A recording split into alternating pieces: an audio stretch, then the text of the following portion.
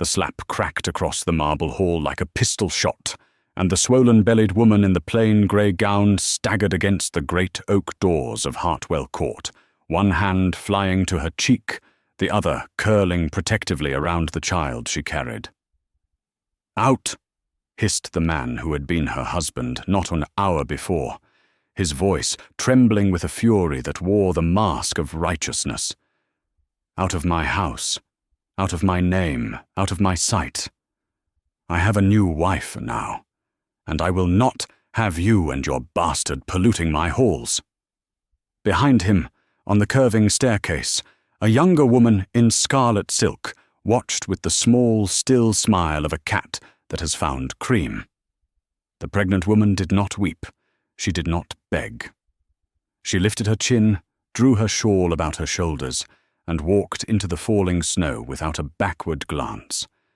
And what happened in the 7 months that followed brought 3 kingdoms to their knees, and emptied a noble house of every coin and every name it had ever owned.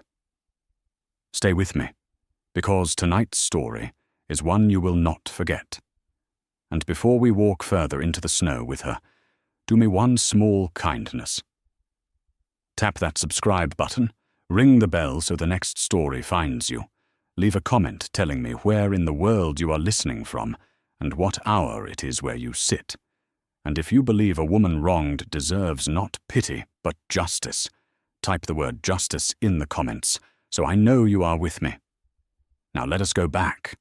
Let us go back to before the slap, before the scarlet silk, before the snow, to a summer 6 years earlier, when the woman in grey wore a wedding veil of Brussels lace and believed that love, once spoken before God and witnesses, could not be unmade by any hand on earth.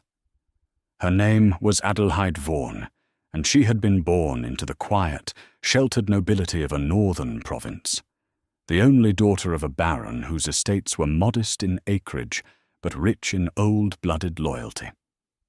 She was not a beauty in the loud and obvious way the painters of that century preferred. Her hair was the colour of dark honey, her eyes were grey and steady, and when she smiled it was slow, as if she were considering whether you deserved it. She had been raised on long winters and longer books, on Latin in the morning and accounts in the afternoon, on the understanding that a noble woman's first duty was to her people, and her last duty was to herself. What no one outside her father's library knew, what even her bridegroom didn't know on the day he placed the ring upon her finger, was that Adelheid Vaughan was not merely the daughter of a small northern baron. Her mother, dead these 18 years, had been the youngest sister of 3 reigning sovereigns, whose thrones lay east and south and across a narrow sea, and by the private compact of those 3 crowns, Adelheid had been registered at her birth as a direct heir of the blood, second in line in one realm, 4th in another, 6th in the 3rd. Her father had hidden this from her bridegroom on purpose. "Let him love you for your quiet, child," he had told her on the morning of the wedding. "Let him love you for your patience and your steady hands.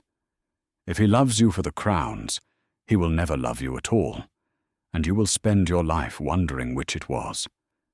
So she had gone to her marriage with a dowry that was respectable but not lavish, with letters of introduction that named only her father's house, and with the secret folded inside her like a second heart. Her husband's name was Lord Reynold Carrowgate, and on the day she married him, he had seemed the gentlest creature God had ever placed upon 2 feet. He was tall and dark and well-spoken, master of Hartwell Court, holder of 3 lesser titles, and owner of forests that rolled green and unbroken from his front gates to the river. He had courted her with violets and with quiet walks, and with the small kindnesses that a careful woman notices and a careless one does not. He had told her she was the calm at the centre of his weather. He had wept, actually wept, at the altar. For the first 3 years of their marriage, Adelheid believed she had been blessed beyond her station. She managed his household with the same patient hand she had used in her father's library. She learned the names of every tenant on his lands. She sat with the dying and stood as godmother to the newborn, and the people of Hartwell came in time to call her, simply and without ceremony, Our Lady. Lord Reynolds' mother, the old Dowager Carrowgate, watched her daughter-in-law with shrewd, narrowed eyes, and said little, for the old woman was of an older school, and trusted no one quickly. But in private she told her son, "You have done better than you deserved. See that you do not spoil it." He had laughed and kissed his mother's hand, and promised he would not, and for those first 3 years he did not, and Adelheid bore him no children, and that was the only shadow upon the house. In the 4th year the shadow grew teeth. A new family came to the county, the Pells of Brackenfell, lately enriched by a colonial fortune that no one inquired too closely about, and at their head was a widow with 1 daughter, and the daughter's name was Octavia Pell. Octavia was 19, and beautiful in the loud and obvious way the painters preferred. Her hair was black as wet ink, her mouth was the colour of pomegranate seeds, and she laughed in a manner that made men forget which sentence they had been speaking. Her mother, Dorothea Pell, was a woman built entirely of ambition and powder, who had decided before she ever crossed the county line that her daughter would marry a title, and the nearest title was Carrowgate.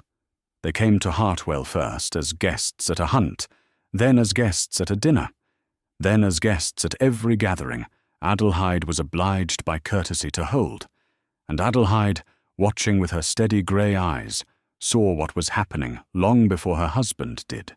She saw the way Octavia leaned toward Reynold when she spoke of horses, the way her fingers brushed the sleeve of his coat when she passed him a glass, the way Dorothea steered every conversation toward the tragedy of a great house left without an heir.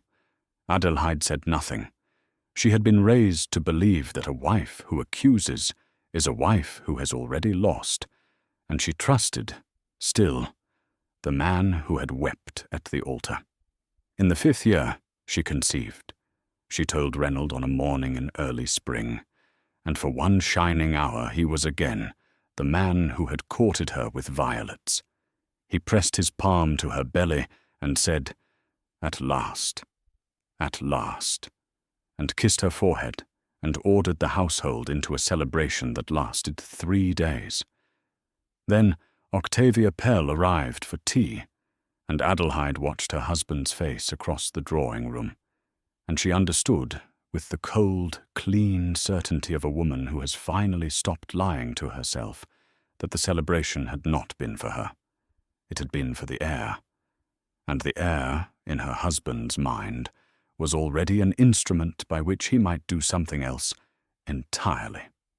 What that something else was, she learned in the 6th year, on a night in late autumn when she had risen from her bed unable to sleep, the child within her restless, and had walked the long gallery in her slippers to look out at the moon on the snow. The door of her husband's study stood half open. A lamp burned within.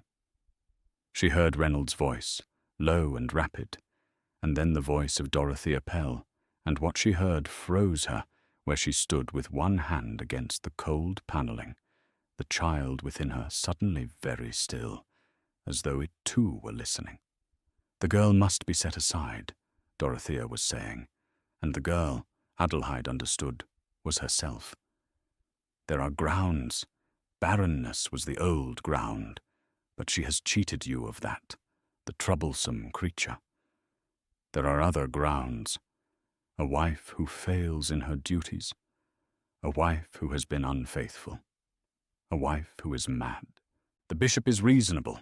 The bishop is, as you know, indebted. And the child?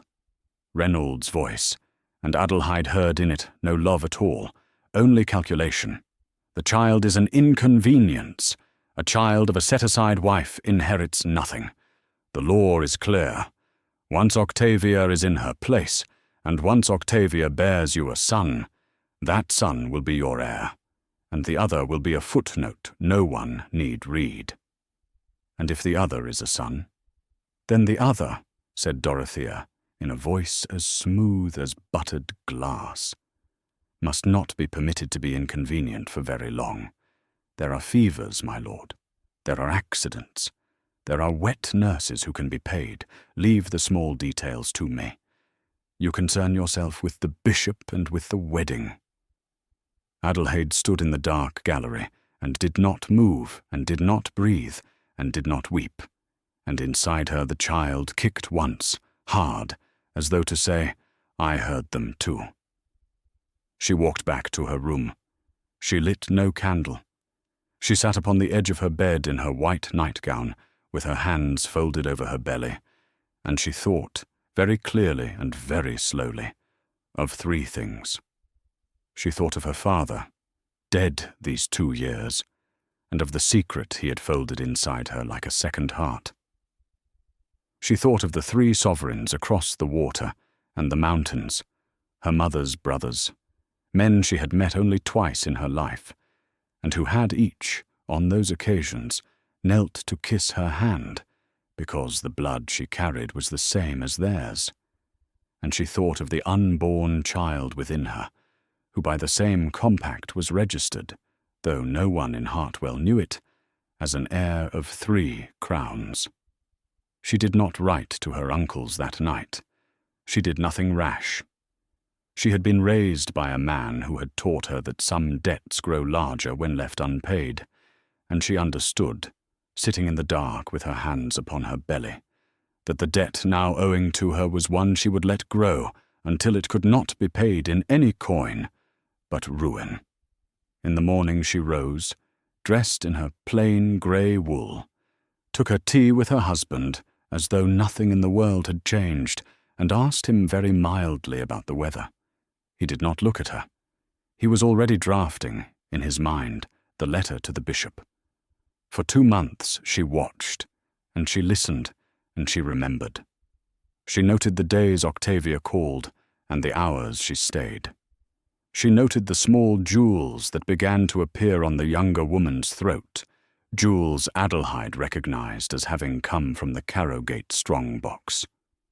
She noted the way the Dowager Carrowgate, her mother-in-law, grew quieter and quieter at dinner, and one evening met Adelheid's eyes across the candles with a look of such bleak apology that Adelheid understood the old woman knew, and could not stop it, and was ashamed. Adelheid wrote 3 letters. She wrote them by her own hand, at night, with her door bolted. She did not send them by the household post. She gave them, sealed and unmarked, to a stable boy named Peter, a child of 12 whose mother she had nursed through a winter fever the year before, and she told him, "Ride to the harbour at Malhaven. Find the captain of any ship flying a blue swallow upon a white field. Place these into his hand and no other. Tell him they come from the daughter of the Lady Mireille. He will know the name. He will ask you nothing else." Peter, who would have walked through fire for her, rode through snow instead, and he placed the letters into the hand of a man with a blue swallow on his sleeve, and the letters travelled by ship and by horse and by sealed courier to 3 thrones, and at each of those thrones a man read his sister's daughter's handwriting and set down the page and was silent for a long time. Then each of those men, in his own court and in his own tongue, gave orders. Meanwhile, at Hartwell, Adelheid continued to pour her husband's wine. She continued to sit at the foot of his table, while Octavia Pell sat, now openly, at her right hand. She continued to greet Dorothea Pell with the small, dry smile of a woman who knows precisely the worth of the creature curtsying to her. She felt the child within her grow and turn. She felt the winter deepen. She waited. On the morning of the day her husband cast her out, the bishop's letter had at last arrived. Reynold read it at breakfast, with a colour rising in his face that he mistook for triumph. He folded it. He stood. He came around the table to where Adelheid sat with her tea, and without any preamble at all he struck her across the face with the back of his hand, and the ring he wore, the ring she had placed upon his finger 6 years before, opened a small cut beneath her eye. "The bishop," he said, "has granted the annulment. On grounds of your unfitness, you will leave this house within the hour. The child you carry is no child of mine, and I will not have its name upon my rolls. Go to your father's house, if it will still have you. Go to the road. Go to the devil. Only go." Octavia Pell was already on the staircase in her scarlet silk, having dressed for the occasion. Dorothea Pell stood in the doorway of the drawing-room with a small smile and a small ledger, ready to begin the inventory of what was now, in her view, already her daughter's. The Dowager Carrowgate was not present. She had taken to her bed the night before and would not come down, and Adelheid understood without being told that the old woman could not bear to watch. Adelheid rose. She did not touch the cut beneath her eye. She did not look at her husband. She looked, instead, at Octavia, and she said, in a voice so quiet that Octavia had to lean forward to hear it, "Some debts grow larger when left unpaid. Yours, my dear, has been growing for a very long time." Then she walked across the marble hall, and her husband, enraged by the calm of her, struck her a second time at the doors, and that was the slap that opened our story, and she walked into the snow with one hand at her cheek and the other curled around her child, and she did not look back. She did not go to her father's house, for her father's house was closed, and his lands held in trust until the child she carried should come of age. She walked instead to the village of Hartwell, to the small stone cottage of a midwife named Bregga, who had delivered half the county and feared no lord living. Bregga took one look at her, took one look at the cut beneath her eye, and said only, "Come in, my lady. The kettle is on. They will pay for this." Adelheid sat by Bregga's fire that night, and at last permitted herself to weep, not for her husband, whom she had stopped loving in the dark gallery 2 months before, but for the girl she had been at the altar, the girl who had believed that a vow spoken before God could not be unmade. That girl was dead now. The woman who remained was something colder and clearer, and she warmed her hands at Bregga's fire and waited for the answers to her 3 letters to ride into the county. Word travelled, as word will. By the second morning, every tenant on the Carrowgate lands knew that Our Lady had been struck and turned out into the snow, and by the third morning, a small, steady stream of them was arriving at Bregga's door with eggs, with bread, with a wool blanket, with a clumsy carved cradle, with the silent, fierce loyalty of people who had not forgotten, who had sat beside their dying. Octavia Pell, installed now in the great bedroom that had been Adelheid's, heard of these visits and laughed. "Let the peasants take her their eggs," she said to her mother. "She will need them. She will be eating eggs in a ditch by spring." Dorothea did not laugh. Dorothea had not become Dorothea by underestimating quiet women. Dorothea had begun, in the small hours of the night, to feel a faint, cold draught at the back of her neck that she could not account for, and she had begun, without quite admitting it to herself, to make certain quiet preparations of her own. Certain bags packed, certain jewels sewn into hems, certain horses kept saddled. She did not share these preparations with her daughter. Octavia, meanwhile, set about the business of being mistress of Hartwell, with the enthusiasm of a child given a doll's house. She ordered the curtains in the drawing-room replaced with crimson velvet, although the old green damask had been chosen by Reynolds' grandmother, and was worth more than the velvet 10 times over. She dismissed the cook, a woman of 30 years' service, because the cook had served a soup Octavia found insufficiently fashionable. She dismissed 2 housemaids for the crime of having served Adelheid loyally. She summoned the village dressmaker and ordered 6 new gowns, and refused, when the gowns came, to pay for them, on the grounds that a Lady Carrowgate did not pay tradesmen in coin, but in the honour of her custom. The dressmaker, a widow with 4 children, went home and wept, and the next morning Brega's cottage received a basket of mended linen with a small note pinned to it that read, "For Our Lady, with love." Renauld, for his part, was discovering that the second marriage was not what he had imagined. Octavia in the courtship had been pliant and laughing and full of small attentions. Octavia as a wife was sharp and bored and easily affronted. She did not wish to ride out among the tenants. She did not wish to sit with the dying. She did not wish to learn the names of the foresters. She wished, instead, to give a great ball, the greatest ball the county had ever seen, at which she should be presented as the new Lady Carrowgate, and at which, she informed her husband, every family of note within 60 miles should attend and bow. Renauld, who had begun, very privately, to suffer from something that felt almost like the memory of his first wife, agreed to the ball because it was easier than arguing. The date was set for the first night of the new year. Invitations were sent. Crimson and gold were chosen as the colours. A confectioner was brought from the capital. A small orchestra was hired. Octavia, in the bedroom that had been Adelheid's, stood before the long mirror in a half-finished gown of cloth of gold, and turned slowly and said to her reflection, "Now they will see. Now they will all see."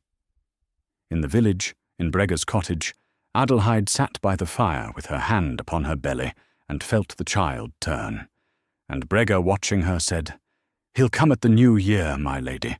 I'll stake my name on it." Adelheid smiled her slow, considering smile, and she said, "Then he will be born on a useful night." She did not explain what she meant. She had received, 3 days before, by a courier who had ridden a horse to death and taken a fresh one without asking, a sealed letter bearing 3 crests pressed into a single great wafer of red wax. She had read it. She had burned it. She had told no one, not even Brega, what it said. But she sat by the fire that night with the small, dry smile of a woman who is no longer waiting upon any answer but her own. The weeks between the casting out and the new year passed in Hartwell village, with the deceptive quiet of a river that has frozen on the surface, and beneath the ice runs faster and colder than ever.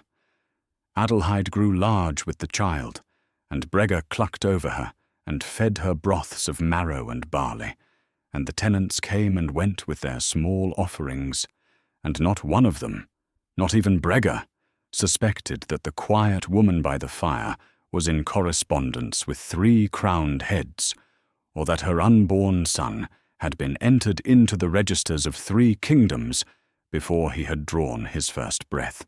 The Dowager Carrowgate, in her bed at Hartwell Court, sent a single message down to the village by way of her own waiting woman, an old soul named Meta, who had known Adelheid since the wedding. Meta came in the dusk, hooded, with a small parcel beneath her cloak. She knelt at Adelheid's chair and pressed the parcel into her hands, and said only, "My lady the Dowager begs you to take this, and she begs your forgiveness, and she begs you to remember that she warned him once, and would have warned him again had she known what was coming." Adelheid unwrapped the parcel. Within lay a small velvet box, and within the box lay a brooch of black pearl and diamond that had belonged to Renald's grandmother, the same grandmother who had chosen the green damask curtains now ripped down from the drawing-room walls. There was also a folded paper in the dowager's spidery hand. It read, "Child, I am old, and I am a coward, and I haven't the strength to come to you. but I have not the strength either to sit at her table on the new year. I shall be ill that night. I shall be very ill. Do what you must do. The house deserves it. He deserves it. She deserves worse. Forgive me when you can." Adelheid folded the paper and placed it inside the velvet box and closed the lid, and she said to Meta, "Tell her I shall come for her brooch myself, when the night is done. Tell her she need not be afraid. Tell her that what I do also for the green damask curtains." Meta wept and kissed her hand, and went back through the dusk to the great house. Word of the ball spread through the county like a slow fever. Families that had once dined at Hartwell when Adelheid was its mistress were divided over whether to attend. Some, the older and prouder houses, sent regrets phrased so coldly that Octavia tore the letters in half and threw them in the fire. Others, the newer families and the climbers, accepted with delight, scenting an opportunity. The county magistrate accepted. The colonel of the county militia accepted. The bishop himself, the same bishop whose obliging letter had unmade Adelheid's marriage, accepted with a gracious note hinting that he would be pleased to bless the new union in a more public ceremony at midnight. Octavia read the bishop's letter aloud at breakfast and laughed and said, "You see, my love, even God has come round." Reynolds smiled the thin smile of a man whose stomach has begun, very quietly, to ache. In the village, on the morning of the 31st of December, Adelheid's labour began. It began slowly, as Breger had said it would, with a tightening that came and went like the tide, and Breger sent the stable boy, Peter, running for hot water and for clean linen, and for the old woman from 2 cottages down, who had assisted at 1,000 births and forgotten none of them. Adelheid laboured through the short winter day with the same quiet she had brought to every other trial of her life. She did not scream. She breathed. She gripped Breger's hand when the pains came and released it when they passed, and between them she looked at the small frosted window and watched the light fail, and said, once, "Will he come before midnight, do you think?" Breger, wiping her brow, said, "He will come when he chooses, my lady, and not a minute before. But yes, I think before midnight." At Hartwell Court, the carriages had begun to arrive at 5. Footmen in new crimson livery, hastily sewn and ill-fitting, handed down ladies in furs and gentlemen in their best coats. The drive had been swept clear of snow and lined with torches. The great hall had been emptied of its old furniture and hung with crimson and gold. A long table groaned beneath roast swan and stuffed peacock, beneath jellies of 3 colours, beneath a confection in the shape of a tower with the Carrowgate arms in spun sugar on its battlements, beneath pyramids of oranges brought at great expense from the south, beneath wines that Reynolds had not authorised, but that Octavia had ordered from his cellar by the case. The orchestra played from a gallery. The chandeliers, each fitted with 100 new candles, blazed. Octavia descended the staircase at 7 in the gown of cloth of gold, with rubies at her throat that had been the dowager's, with her black hair piled and pinned with diamond stars, and there was a small collective intake of breath from the assembled guests, and Octavia heard it, and drank it as a parched woman drinks water, and she smiled. Reynolds stood at the foot of the stairs in black velvet and white linen, and he offered her his arm, and they walked together the length of the hall to the dais that had been built for the occasion, and they sat upon 2 chairs draped in crimson, and the bishop, already a little drunk, raised a glass and proposed a health to the new Lady Carrowgate, and the hall rang with it. Dorothea Pell, in plum-coloured silk, watched her daughter ascend the dais and felt the cold draught at the back of her neck grow suddenly very strong, and she glanced toward the windows, although the windows were shuttered, and there was nothing to see. At 8, Adelhaide's son was born in Brega's cottage. He came with a small, indignant cry, and Brega caught him and wrapped him in the linen the tenants had brought, and she laid him on his mother's breast. And Adelheid looked down at him and saw, with the same cold, clean certainty she had felt in the gallery 7 months before, that he had her mother's eyes, grey and steady, and very old for a face so new. She kissed his forehead. She said to him, in a voice meant for him alone, "You are late, my heart, but only a little. There is still time." Brega heard her, and didn't understand, and went to put more water on the fire, and Adelheid lay with her son in the firelight, and waited for the sound she had been waiting for since October. It came at 10:30. It came first as a vibration in the floor of the cottage, a low rolling that Brega at first mistook for thunder, although the night was clear. Then it became hooves, many hooves, moving in disciplined order along the frozen road from the harbour at Marlhaven. Then it became horns, a long, clean note that rose into the cold air and hung there. Brega went to the door and opened it, and stood looking out, and what she saw caused her to cross herself slowly, with one hand, while the other gripped the doorframe. Down the road from Marlhaven, riding 4 abreast under torches, came a column of horsemen in 3 liveries she had never seen in this country in her life. The foremost wore black and silver, and bore upon their breasts a crowned hawk. The second wore deep blue and gold, and bore a stag rampant. The third wore green and white, and bore a sheaf of wheat bound with a serpent.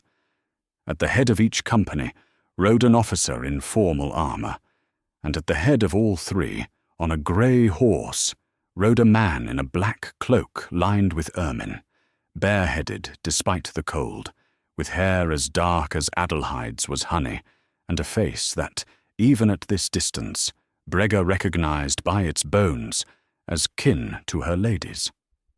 Behind the horsemen came carriages, 3 of them, each black, each crested, and behind the carriages came a smaller body of men in the plain dark coats of clerks and lawyers, with leather cases strapped to their saddles. The column did not stop at the village. It passed through it at a steady trot, and the few villagers who had ventured out to sea fell back against the walls of their cottages and stared and did not speak. The column passed Brega's door, and the man on the grey horse turned his head as he passed, and he looked directly at Brega in her doorway, and he inclined his head once, gravely, as one inclines to a person who has rendered a service the value of which cannot yet be told. Then he rode on, and the column rode on behind him, and the road turned, and they were gone toward the gates of Hartwell Court. Brega closed the door. She came back to the fire. She knelt beside Adelheide's chair, for Adelheid had risen, against all sense, and was sitting now wrapped in a blanket with her son in her arms, and Brega said in a hoarse whisper, my lady, who are they?" Adelheid looked into the fire. She said, "They are my uncle's men. The one on the grey horse is my cousin Aurel, who was a boy of 10 the last time I saw him. He has come a long way for tonight." "And what will they do, my lady?" Adelheid looked down at her son. She said, "They will do what should have been done in October, and we shall go up to the house, Brega, you and I and the child, when they send for us. There is a carriage coming for us. Listen." And indeed, a moment later, the sound of a single carriage detaching itself from the column and turning into the village could be heard, and within another minute it had drawn up before Brega's door, and a footman in black and silver was knocking, and a woman in a travelling cloak, a lady in waiting sent for this purpose, was stepping down with warmed furs and a cradle lined in velvet, and Adelheid was being helped, very gently, into the carriage with her son. Brega, dazed, climbed in after her, still in her apron. The carriage turned and rolled toward Hartwell. At Hartwell Court, the ball had reached that point in its progress at which the guests had eaten too much and drunk a little too much, and the dancing had grown loud. The bishop had proposed 3 more healths, each less coherent than the last. Octavia had danced twice with her husband and 4 times with a young officer of the county militia who had paid her the kind of attentions a wiser woman would have discouraged. Dorothea Pell had positioned herself near a side door and had not eaten. The Dowager Carrowgate, true to her promise, had not appeared. It was at the height of a galliard, with the orchestra in full cry and the candles guttering and the floor a whirl of crimson and gold, that the great doors at the far end of the hall were struck 3 times from outside by something heavier than a fist. The orchestra faltered. The dancers slowed.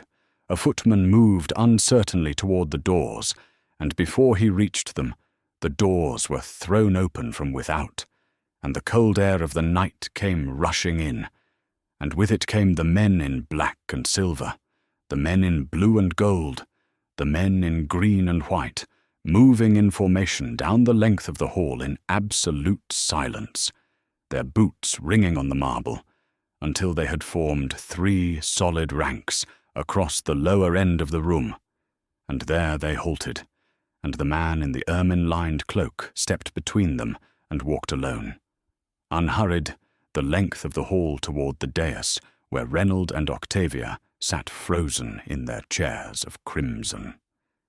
Behind him walked the clerks with their leather cases. Behind the clerks walked an old man in the robes of a herald, bearing a staff capped with 3 crests. The orchestra had stopped entirely. The dancers had drawn back to the walls. The bishop had set down his glass with a small clink that was the only sound in the hall. The man in the ermine cloak reached the foot of the dais. He did not bow. He looked up at Reynold with eyes the colour of cold iron, and he said, in a voice pitched to carry to every corner of the hall, "Lord Reynold Carrowgate, I am Prince Aurel of the House of Vaughan by my mother, and of the Crowned Hawk by my father. I come tonight as the personal envoy of 3 sovereigns, whose names and seals my herald will presently read. I come on a matter touching the honour of my cousin, the Lady Adelheid of Vaughan, who is by her mother's blood a princess of 3 realms and registered heir to all 3, a fact known to her father and to her uncles, and now, by my voice, to you. Did you know this, my lord, when you struck her? Did you know this when you cast her, with child, into the snow?" The hall did not breathe.